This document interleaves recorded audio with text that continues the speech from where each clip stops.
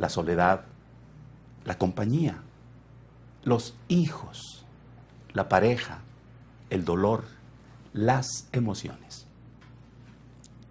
Un tiempo para descubrir que vivimos en relación y necesitamos aprender a tener éxito.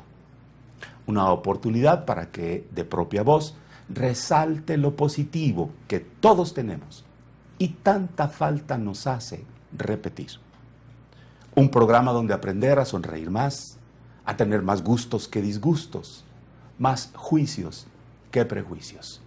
Esas son las tareas que queremos compartir con ustedes esta tarde. En fin, un programa para que termine el día con un muy agradable sabor de boca.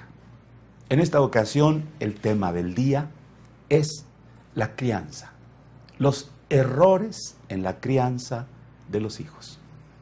Y pongo mucho énfasis, y lo quiero hacer con mucha intención, porque he tenido la fortuna de ser padre, hice crianza de 3, y entonces creo que puedo por lo menos tener una idea mínima de dónde es que muchas ocasiones nos equivocamos los padres sin proponerlo, sin saberlo.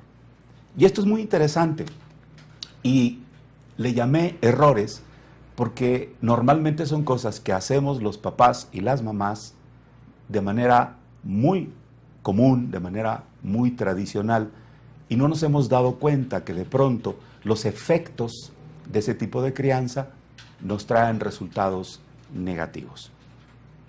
Y quisiera iniciar por algo muy sencillo. Ahora sí, esperaría, si me ayudas, Daniel, la primera imagen que puedas poner por ahí. Tenemos unas imágenes para que ustedes vayan viendo de lo que queremos hablar. Ahí está. Si me ayudan, ¿qué es esa imagen? Es un papá leyendo un periódico. Un papá leyendo un periódico. Y al mismo tiempo, si logran notar ahí, hay unos niños peleando. O por lo menos las figuras, las sombras de unos niños discutiendo y peleando. ¿Qué significa esto? Me voy a retratar yo porque no puedo hablar de nadie más. Soy yo que los sábados por la tarde o los domingos por la mañana, mi esposa decía, tengo que salir, te encargo a los niños o a las niñas. Y yo sí, aquí voy a estar pendiente. Y en realidad lo que yo estaba haciendo era leyendo el periódico o un libro o mejor aún viendo la televisión, mientras frente a mí o a un lado de mí había pleito. Y esos niños o esas niñas peleaban por el mismo juguete o peleaban porque querían la misma comida o etcétera. Este es un tipo de papá o mamá que tiene nombre. Es un tipo muy normal, muy tradicional. Se llama pasivo. Estoy seguro que usted en algún momento de su vida ha tenido una experiencia como observador de este tipo de papás. Estoy seguro que los ha visto en un restaurante o en algún lugar público que dicen, mijito, te vas a caer. Mira, por favor, no le metas el dedo ahí porque te lo vas a cortar. O bien, cualquier tipo de expresión que significa algo así como a largo plazo, a larga distancia, mantener el control. Pero si se fijan en la imagen, estos papás o mamás no hacemos nada. Es decir, nos mantenemos en el mismo lugar, en la misma posición, y mandamos mensajes verbales creyendo y queriendo de esa manera que se corrija el conflicto. Ustedes pueden imaginarse lo que va a suceder. Obviamente, primero, no se va a corregir. Y segundo, una vez que suceda un accidente o bien alguien salga lastimado, seguramente el papá o la mamá se levantará de ahí y aplicará un castigo. Esto es lo que yo conozco por mí mismo, por mi propia experiencia, y luego en la experiencia del trabajo que he tenido la fortuna de continuar. Vamos a poner otra imagen. Ahí que me dices en qué momento aparece otra imagen. Y vamos viendo lo que es. Es Sí. una niña. Una niña. está en el fondo. Ajá. Y la mamá está como en el piso agachada. Ah, agachada, como si, ahí está, no se alcanza quizá a notar, tiene una lupa en su mano, y esto es muy interesante. Vean la imagen un poco y se las describo. Hay una niña con su escoba o trapeador, como un soldadito, esperando en firmes, en posición de firmes, esperando la inspección. En este caso voy a poner a la mamá, la inspección de la mamá acerca del aseo de su cuarto. Esto también es muy interesante. Es decir, de pronto le decía yo a alguna de mis hijas, limpia tu cuarto. Y ella, obviamente, se afanaba con su estilo, con su edad, con su habilidad muy particular, porque tendría 10, 8, 12 años. Y entonces entraba yo en la escena, prácticamente con una lupa en la mano, para descubrir lo que estaba mal. No sé si les suena a ustedes conocido. Entraba yo no para ver lo que sí hizo o lo que estaba bien hecho, sino para ver lo que no había hecho o lo que estaba mal.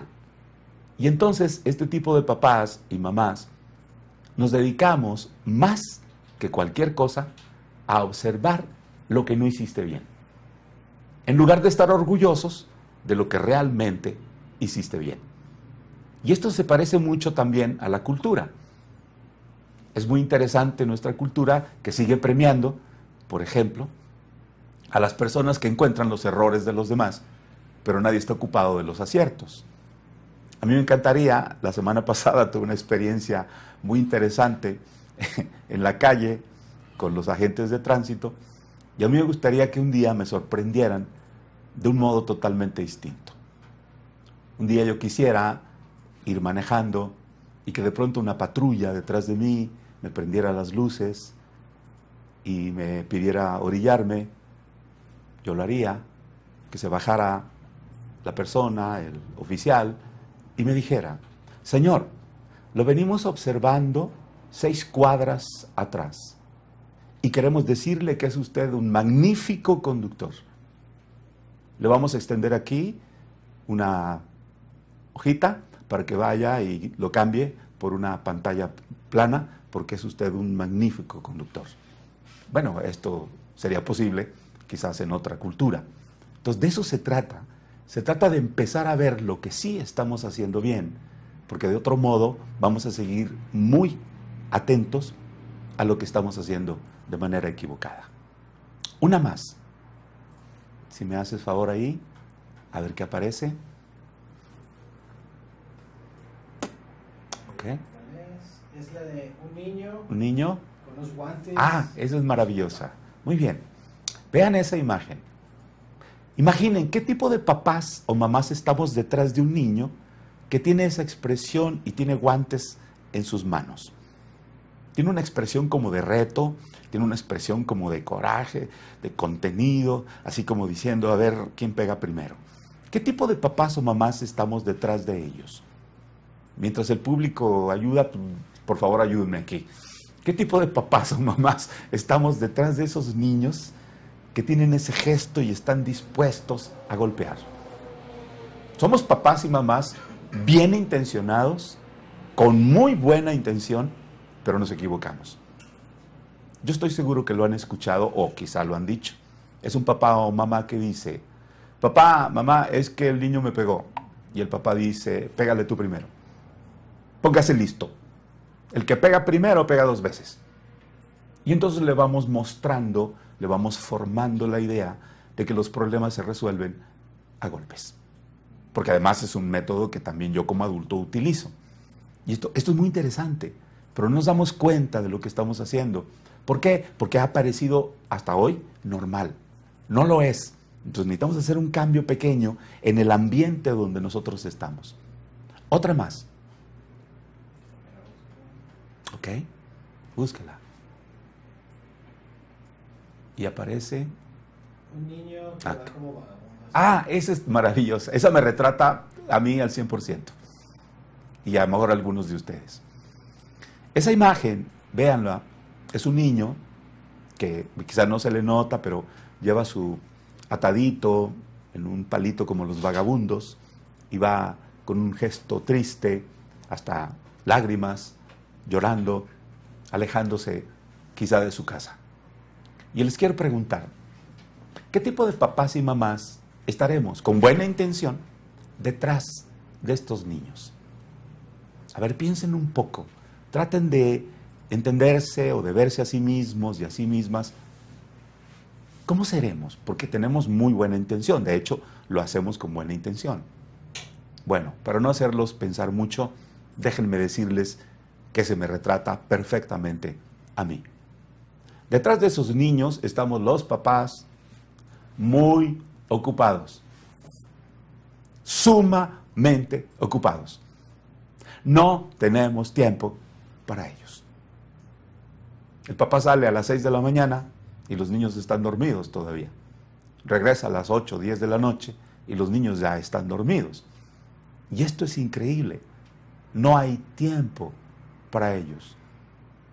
Y uno de los resultados posibles de este tipo de crianza es que un día, o en el menor tiempo posible, esos niños o niñas deciden decir adiós. Deciden de muchas maneras alejarse de casa. Y a veces quizá ni siquiera nos damos cuenta. A veces ni siquiera nos vamos a dar la oportunidad de saber qué fue lo que pasó. Pero la gente no nos damos cuenta. ¿Por qué? Porque estamos ocupadísimos generando dinero, generando riqueza para poderles dar lo que necesitamos darles. A mí me pasó también, soy un ejemplo muy bueno de todo esto, porque durante muchos años estuvimos, mi esposa y yo, tercos en comprar una casa y nos dedicamos a trabajar muchas horas para un día poder comprar una casa.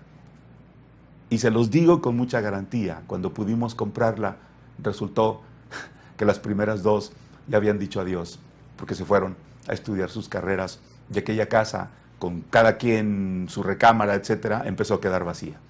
Y esto es muy interesante, pero nos va ganando esta parte del día a día y no sabemos cuándo parar. Entonces, por eso quisiera llamar su atención para que vean las imágenes y retratarnos un poco cómo los papás y las mamás, bien intencionados, de pronto tenemos este tipo de conflictos. El problema real es que estos niños, a final de cuentas, cuando son adultos, resulta que no tienen ese sentimiento de pertenencia a la familia.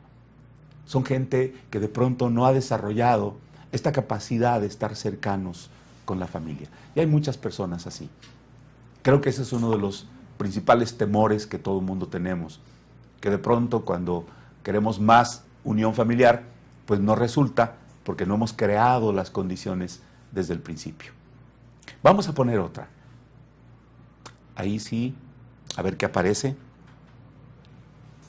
Ok. Es una de un niño que está con un número así como... Ah, ese es un presidiario. Esto es muy interesante. Es, en realidad, lo que yo trato de poner ahí o de poner como imagen es como estos niños que hemos maltratado o que no tienen la suficiente relación con los papás, de pronto se convierten en pequeños delincuentes.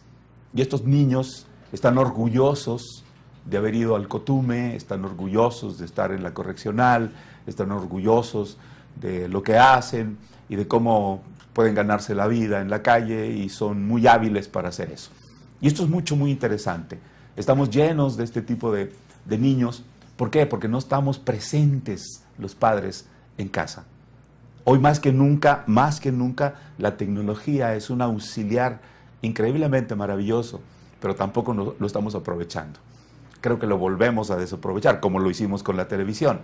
Y hoy es más urgente que tengamos oportunidad de estar cercanos de nuestros hijos. Les quiero decir algo que me parece también fundamental. Es un asunto como experiencia personal. La crianza de los hijos no tiene opciones. Es decir, si yo al mismo tiempo quiero hacer dinero, por ejemplo, y crear hijos, voy a tener que elegir, porque no es compatible. Y creo que lo más importante es la crianza, porque ahí estamos formando a un ser humano que luego será un adulto. Si quieren, podemos echar un vistazo alrededor Y ahora tenemos miedo, muchos, por ejemplo yo, tengo mucho miedo de que me encuentre a alguien que fue maltratado y entonces me asalte a mí. Esto es muy, muy claro. Entonces necesitamos ir al fundamento de nuevo. Por eso quisiera que se dieran cuenta que estamos haciendo las cosas con mucha tradición y los tiempos de hoy necesitan que los papás también hagamos un cambio para irnos acomodando a todo esto que va más rápido a veces que nosotros. Creo que la tecnología es la que lleva muchísimos años adelante y nos vamos quedando un tanto atrás. Vamos poniendo otra. Ok. Va a aparecer ahora. Sí. Hay algunas más. Así que encuentra por ahí una que no hemos puesto. Listo. Ahí está. Es una de un niño que está amarrado. Ándale, esa es maravillosa también. Y ese niño, detrás de ese niño, estamos papás y mamás que decimos, no te muevas, no corras, no te rías, ¿ya? No pienses, no camines, no respires, no. Y sin querer, hacemos que de pronto estos niños vayan teniendo una idea, obviamente falsa, pero una idea de que no se les permite moverse, mucho menos entonces expresar alguna emoción. Y ahí nos vamos quedando. O sea, algunos adultos hoy somos precisamente resultado de aquel tipo de crianza. Yo tuve un padre que su palabra favorita era no, y entonces aprendí a no tener iniciativa, por ejemplo, porque de pronto se me ocurría algo y él obviamente no estaba de acuerdo porque yo era un niño y entonces mi decisión no era válida. Y entonces fui a lo largo del camino aprendiendo que esas decisiones que yo tomaba no tenían validez. Simplemente porque desde el principio no fueron capaces de permitirme experiencias. Puedo decirlo así, no debería haber ninguna ley que prohíba, por ejemplo, a los niños subirse a los árboles. Por favor, claro, seamos cuidadosos, pero les estoy pidiendo que corran el riesgo. Los niños tienen que aprender a correr riesgos, tienen que aprender que hay riesgos en la vida y no hay otra manera más que haciéndolo. Y es maravilloso tener un adulto pendiente para evitar, por ejemplo, cosas graves y permitir que el niño tenga la experiencia. Es muy importante porque estamos queriendo o estamos buscando muchísimo hoy algo que tiene que ver con la iniciativa, con la creatividad, con el ser, empoderarse, con el ser creativo, etcétera, emprendedor, por ejemplo. ¿Y cómo puede serse emprendedor y creativo si desde el principio no me han permitido ni siquiera tener una experiencia? Este ejemplo también cala a las mamás, por ejemplo, en invierno, que le dicen al niño, llévate el abrigo porque hace mucho frío. Y el niño dice, pues no tengo frío. Y la mamá dice, no, pues sí hace mucho frío. Y entonces esto es muy interesante. Tenemos que permitir en algún momento que ellos tengan sus propias experiencias. No estoy hablando de descuidarnos, estoy hablando de lo contrario, de poner atención en todas las actividades y darles incluso la motivación suficiente para que de pronto puedan brincar un obstáculo. Claro, estar pendientes de ellos significa evitarles el peligro o evitarles una lesión o evitarles que salgan heridos. Me parece que es importante correr el riesgo para el niño o la niña de saber cómo se siente aquella emoción. Es decir, esa duda, esa incertidumbre, esa alegría o no sé qué sea lo que siente un niño cuando es capaz de lograr algo por sí mismo.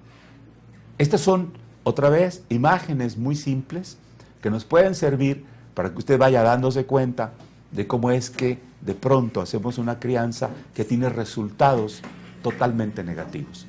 O más bien, cuando somos adultos, luego encontramos con otros adultos. Tenemos un comentario. Adelante. Primero, una felicitación por su programa. Mi pregunta es, ¿cómo practicar el yo sin ser egoísta? Practicar yo. Tengo dos audios. Adelante, adelante. Buenas tardes. Mi pregunta es la siguiente. ¿Qué tan importante es o si es dañino la sobreprotección en los hijos? Bueno, bien. Bueno, a la primera es, sin ser egoísta, yo lo que puedo responder es que necesitamos aprender también, nosotros los adultos, que mucho del peligro que nosotros a veces vemos alrededor de los hijos puede ser nuestro propio miedo.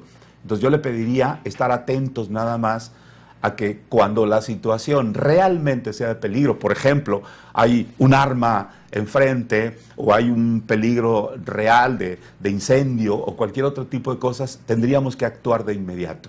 Me parece que esto es muy importante, pero no podemos ser tampoco solamente egoístas y pensar en nosotros. Yo le pediría que esto es un asunto que podemos dejar de lado porque nuestro papel principal como padres es educar. Y lo que hacemos es educar con el ejemplo. Lo que quiero decirle es que si yo quiero que quienes están a mi alrededor aprendan lo que yo quiero, necesito modelarlo. Y modelarlo significa ser el modelo yo. Por ejemplo, si en mi casa yo quiero que mis hijos o mis hijas recojan la ropa cuando se meten a bañar, tengo que ser el primero en hacerlo. Si yo quiero que aprendan a recoger su plato y ponerlo en donde se lavan, tengo que ser el primero en hacerlo. Esta es la parte más importante para modelar. Y dejamos entonces el egoísmo de lado. La otra pregunta me parece también muy importante porque tiene que ver entonces con cómo le vamos a hacer, en este caso, para evitar, por ejemplo, que los niños de algún modo terminen también siendo dañados. La preocupación principal va a ser siempre la salud de ellos. Es como decir, a ver, en un patio de juegos, ¿cuál es la función que tenemos los adultos? Pues la función que tenemos los adultos es estar pendientes de los peligros que pueda haber alrededor. Pero podemos también practicar los permisos para que los mismos niños puedan empezar a hacer cosas que a lo mejor no se atreven. Por ejemplo, una niña, un niño de 2 años difícilmente subirá al tobogán. Necesita ayuda. Y necesita ayuda para subir y al mismo tiempo para bajar. Pero a los 4 años ya tiene que hacerlo por sí mismo. Y yo no lo estoy diciendo, sino es el mismo desarrollo el que lo va marcando.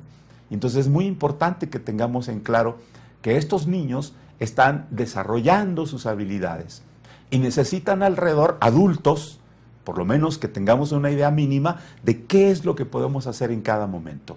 Por eso hay etapas de desarrollo y por eso es necesario el conocimiento. ¿Hay otra, Daniel? Sí,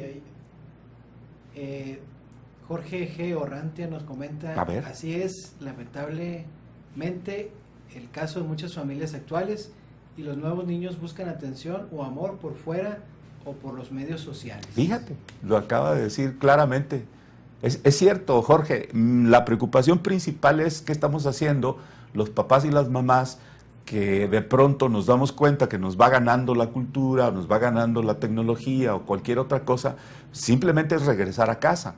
Es decir, tenemos que pasar más tiempo alrededor de ellos. Tenemos que ser capaces de dejar de, por ejemplo, quizá por eso yo no tengo dinero. Soy un señor que tiene que trabajar todos los días porque pues, necesito seguir manteniendo una hija que está en la universidad. No puedo retirarme. Y esto es muy interesante. No son cosas que puedan ser compatibles. Algo tenemos que hacer y la mayor preocupación en este momento es que los dos miembros de la pareja tienen que trabajar. Por desgracia, hoy las cosas son así. Ya antes, todavía cuando yo fui niño, era posible que la mamá se quedara en casa 24 horas atendiendo exclusivamente a la familia. Hoy ya no es posible. Entonces tenemos que empezar a hacer algo porque de otro modo, tiene razón Jorge, nos va a ganar y seguramente estos niños van a querer buscar afuera lo que no tienen en casa. Y eso, créanme, hay muchísimos ejemplos de lo podemos lamentarlo ya. Tiene mucha razón, Jorge. Gracias por llamar y un abrazo. ¿Hay Tenemos a Marco Antonio Cárdenas Vidallana. A ver. Lo saluda y le desea buenas tardes. Nelly Rocha, saludos desde Monterrey.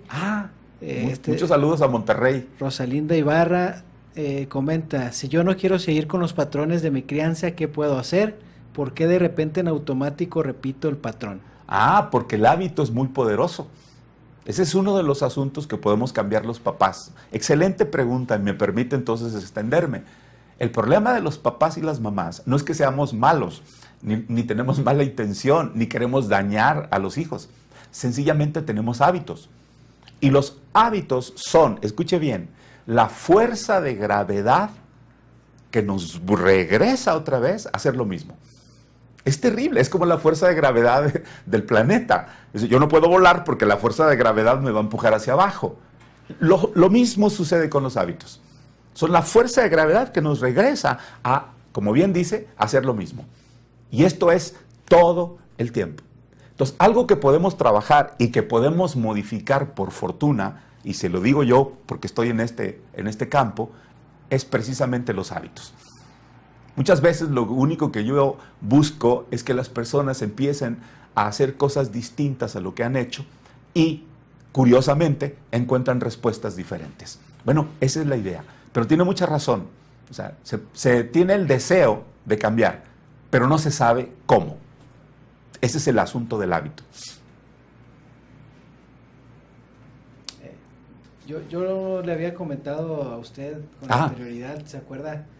El ejemplo aquel que platicamos de la chancla, ¿no? Me mandaste, sí, a ver, cuéntamelo de nuevo. Estamos aquí en la página como comentario cuando anunciamos el tema del programa, que era más o menos así, ¿no? Cómo la chancla o la generación de la chancla puede ser distinta o diferente a la generación actual, ¿no? Y cómo a lo mejor ahorita nos burlamos o recordamos, esa situación con los amigos o vaya, la chancla. Hay muchos videos en internet que hablan, claro que sí, o lo retratan de manera cómica, pero pues igual, ¿no? De esa manera cómica también nos están diciendo de que las generaciones ya son distintas y todo es por la crianza de los hijos, ¿no? Exactamente, tiene mucho sentido tu pregunta y la verdad sí es cierto, creo que merece un comentario un tanto más especial. Primero, estamos hablando de épocas distintas. Por ejemplo, mi época de niño, la palabra importante era padre. Fíjate qué interesante, padre. Después, la época de mis hijas conmigo fue papá. Entonces ya hubo un cambio. Entonces cuando yo me di cuenta de eso dije, la sociedad está cambiando. Hoy, los nietos, por ejemplo, o los niños a sus padres, es papi. Entonces, si lo vamos viendo así, entonces vamos dándonos cuenta cómo era tan poderoso el asunto, el papel, el rol del padre. Yo no puedo imaginar en aquellos años haberle dicho a mi papá, papi. Me hubiera ganado un chanclazo, me hubiera ganado una nalgada, me hubiera ganado un pellizco, que son los métodos que usaban los papás y las mamás antiguamente, hace 50 años, ¿okay?, para hacer crianza. Entonces, es interesante cómo podemos ver cómo esto va cambiando y cómo tiene épocas que son marcadas incluso por el lenguaje. Entonces, véanlo, o sea, pasamos del padre al papá al papi. Y hoy tengo nietas que a sus padres les dicen papi. Y entonces es algo que realmente cambió. Entonces, en el estilo de crianza también pasó lo mismo. El asunto es que fuimos pasando de los métodos antiguos, del pellizco, de la cachetada, de la nalgada incluso, del chanclazo. Y hoy he visto yo también testimonios de personas que dicen, gracias a eso yo crecí bien, estoy sano, soy una persona que puede vivir en comunidad, etc. Y me parece que es sumamente cierto. El problema es que luego pasamos de ahí a lo contrario. Y lo contrario fue, no los podemos tocar. Si de pronto a mí ya me tocó un poco esa época de crianza, donde yo no podía ni gritarles porque ya tenían derechos. Una de mis hijas, la mayor, en algún momento me lo dijo. tendría 7, 8 años, y dijo, es que, ¿y mis derechos? Entonces lo único que se me ocurrió a mí responderle en ese momento fue, pues dile a tu profesor o a tu maestra que también te enseñe tus obligaciones. Porque parece que todo mundo ahora hablamos de nuestros derechos, pero nadie quiere hablar de nuestras obligaciones. Y me parece, muchachos, que ese ha sido el secreto de la chancla. Sencillamente que la época estaba de tal manera determinada que sí había una consecuencia que pagar. Y hoy parece que hemos aprendido mal y creemos, ¿sí?, que no hay consecuencias que debo... Perdónenme, pero sí hay. Es más, yo no las inventé ni las invento yo. Es la vida misma la que por lo menos a mí me cobra la factura cuando me equivoco. Bueno, es algo que tenemos que regresar. Yo diría ahí, Daniel, vamos regresando a algunos métodos, porque la abuela tenía razón. O sea, sencillamente quiero yo regresar que hay muchas cosas que antiguamente o hace unos años eran posibles y funcionaron. Bueno, regresemos ahí.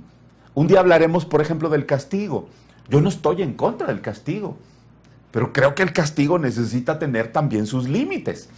Ese es el punto. Porque me parece maravilloso que hoy, insisto, todo el mundo hable de sus derechos, pero nadie quiere hablar de sus obligaciones.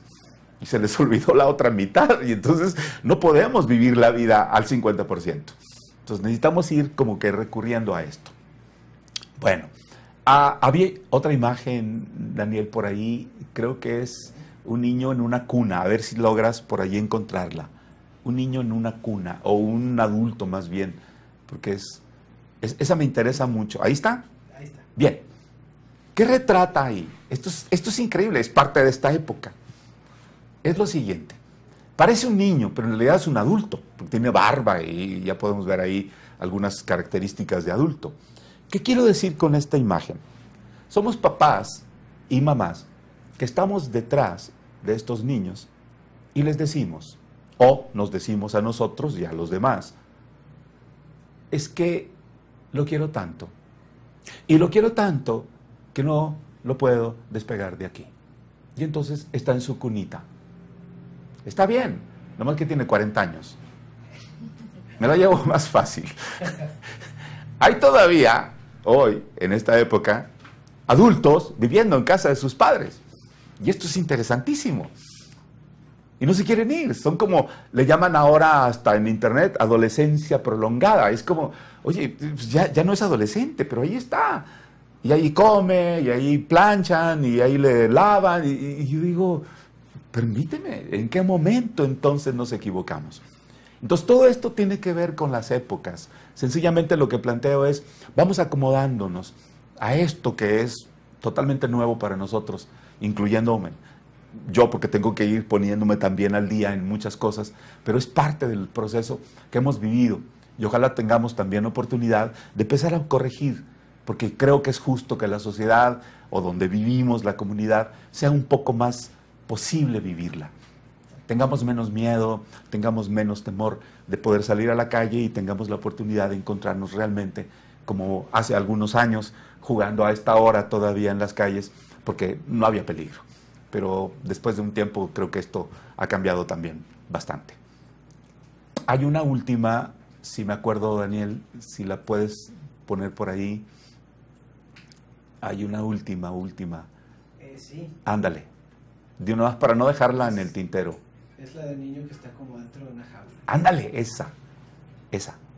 Entonces un niño, imagínense un niño dentro de una jaula. ¿Qué tipo de papás estamos detrás?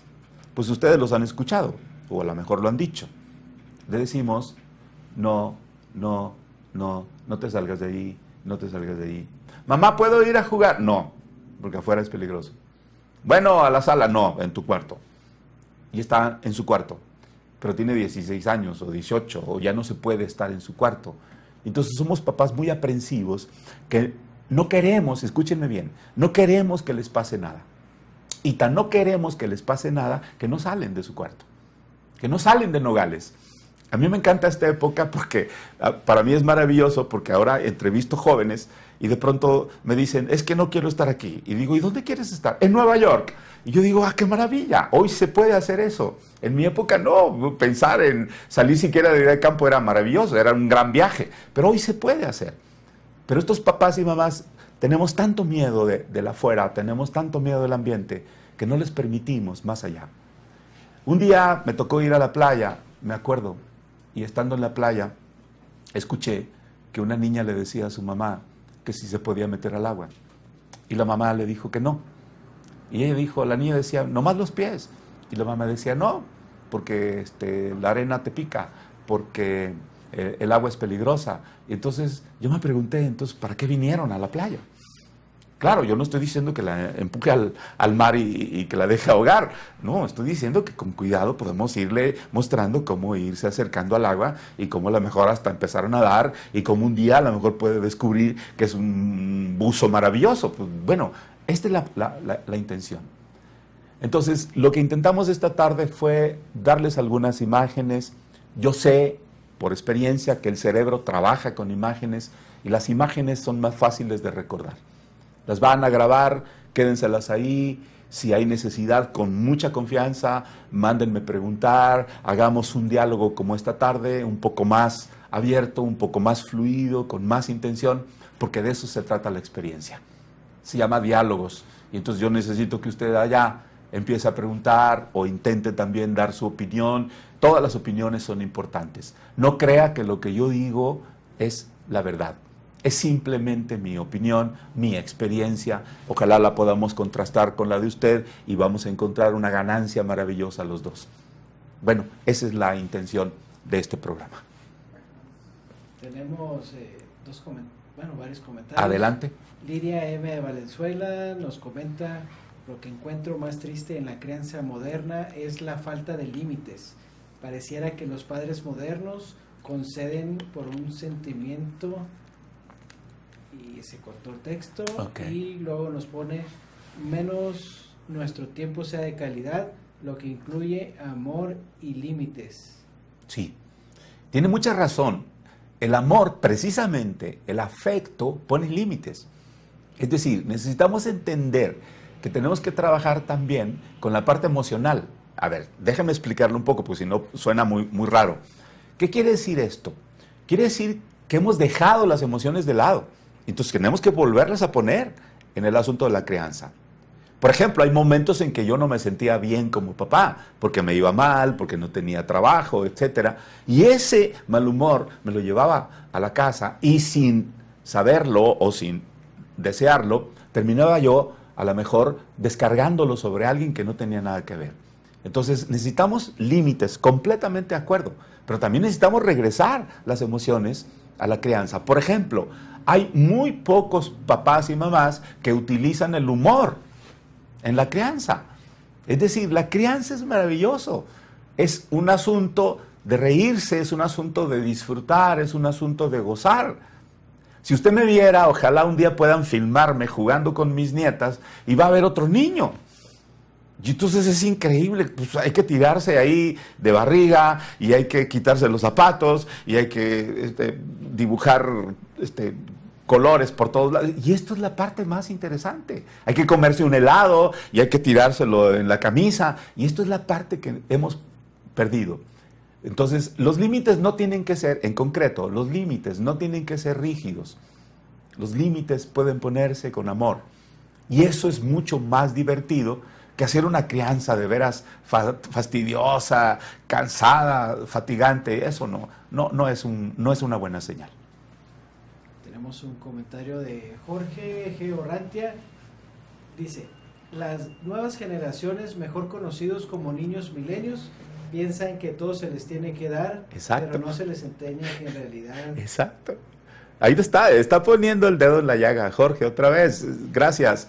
Lo más imposible de esto es que no lo hemos entendido y hay papás y mamás que por no sentir más problema le dan. Y esto es muy serio porque sí es cierto, hay niños que exigen ya a los 10 años una computadora, una tablet, y no es que esté mal, sino que lo exigen. Entonces nos volvemos después como administradores o proveedores de los hijos solamente en las partes materiales.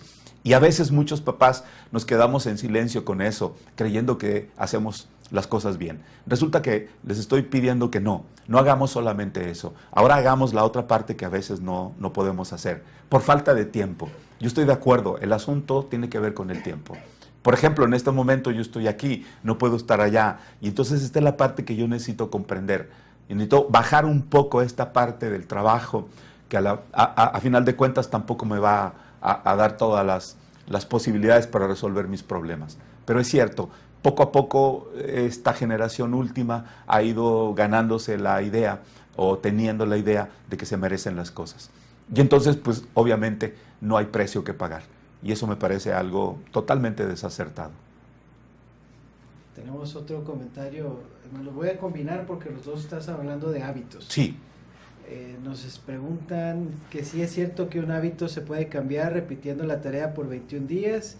Y el otro comentario es, ¿cómo le enseño a mi hija o a mi hijo buenos hábitos o hábitos positivos? Bueno, la primera tiene mucha razón. Los expertos dicen eso. Yo lo que he comprobado es que si podemos estar haciendo un cambio de hábito durante 30 días o un poquito más, funciona. Le puedo dar esa tarea, pero habría que ser muy persistentes. Esto tiene que ver con la persistencia. Y el otro comentario es todavía un poquito distinto, pero tiene lo suyo. A ver, ¿cómo le puedo enseñar? Se lo voy a repetir mejor. ¿Cómo lo puedo enseñar? Con el modelo. El problema de los hábitos es que usted, papá o mamá, quiere que su hijo aprenda algo diciéndoselo. Y le estoy pidiendo que se dé cuenta que así no funciona. Es haciéndolo. Es decir, si yo soy el primero, insisto, en que no da los buenos días, pues ¿cómo puedo esperar que me lo des? Si soy el primero que no levanta su plato, pues ¿cómo puedo pedirte que lo levantes? Se llama congruencia. Entonces, ¿cómo enseñar un hábito? Siendo el modelo. Y repitiendo el modelo 600,000 veces. Por ejemplo, se me vino a la mente una idea. Hace mucho tiempo tuve yo la experiencia de decirle a uno de los hijos, las hijas, en casa, lávate los dientes, lávate los dientes, lávate los dientes. ¿Cuántas veces creen ustedes, muchachos, que yo dije, lávate los dientes? Heidi, ¿cuántas veces? Muchas. Pues, miles, cientos, miles. ¿Okay? Y un día, mi esposa me acuerdo que me habló una mañana y dijo, ven, mira. Y yo me asomé al baño, sola estaba lavándose los dientes. Y me dijo, ¿cómo la ves? Le dije, trae pretendiente. Ay, ¿cómo sabes? Pues alguien que no soy yo le dijo, te huele muy feo la boca. Pues sí, se llama experiencia. Pero tenemos que ser constantes, tenemos que ser persistentes en esto de los hábitos. Pero lo más poderoso es el ejemplo. Lo más poderoso es el modelo. Yo tengo una hija ahorita en la universidad que está haciendo muchísimas cosas por sí misma, muy creativa, todo este tipo de cosas que hoy los jóvenes tienen. Y me da mucho gusto. Y entonces me compromete más porque yo tengo que también ser el modelo de cómo hacer cosas nuevas o cómo hacer cosas distintas. Y meterme a hoy con ustedes aquí a través de internet, pues es algo que también digo, bueno, pues tengo que mostrarlo porque es algo que también me emociona. Bueno, esa es la parte más importante. Y entonces voy a poder pedirles a todos los que están atrás de mí, a los que vienen enseguida, que se atrevan o se arriesguen a quedar en el ridículo, a equivocarse, a no ser acertados o qué sé yo. Todos los miedos que pudiera tener una persona cualquiera sentado aquí hablando de lo que estoy hablando. Seguramente, mucha gente quisiera hacerlo, pero es difícil vencer los miedos. Entonces necesitamos modelos de cómo hacer eso.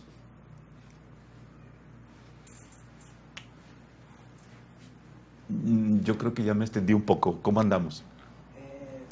Si quiere leer el último comentario. Adelante, con mucho gusto.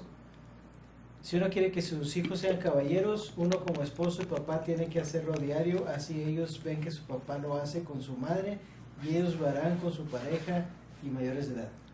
Mira, sin ninguna duda, quien mandó ese mensaje tiene muy clarito lo que estamos discutiendo, sin ninguna duda. Si yo pretendo, por alguna razón, a mí me tocó hacer crianza de hijas. Entonces, ¿Qué creen ustedes, muchachos, que fue lo primero que se me ocurrió cuando eran niñas? A ver, piensen, ¿qué es lo primero que se me ocurrió?